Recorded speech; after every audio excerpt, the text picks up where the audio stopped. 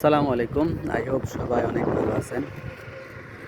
আসলে গ্রামের মজা তো গ্রামে। একটা বাক্য আছে এরকম, ফেসবুকে দেখি ভাইরাল শুনি। সেটা আসলে এই স্ক্রিনে দেখলে তেমনটা উপলব্ধি করা যায়। আসলে গ্রামে যে পরিমাণ বাতাস, প্রকৃতি যে একটা মানে এটা শহরে তো কোনোভাবেই পসিবল না।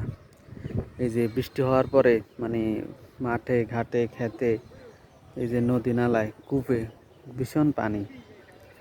এই যে ঝোপ জঙ্গল মানে খুবই ভালো লাগে। আসলে গ্রামে এসে যে কি পরিমাণ শান্তি পাওয়া যায়, মানে তৃপ্তি পাওয়া যায়, এটা আসলে শহরে কখনো ধুলাবালু ইট পাটকেলের ভিতরে একটা জায়গায় সীমাবদ্ধ থেকে আর ভালো লাগে না।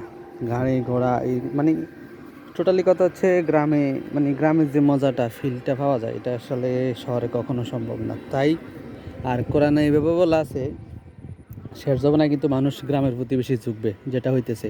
আর কোরআনের কথা মিথ্যা জীবনে প্রমাণিত হবে না, কারণ এই পর্যন্ত কোরআন নাজিল হওয়ার পর থেকে কেউ পারছে একটা কথা ইয়ে করতে, চেঞ্জ করতে?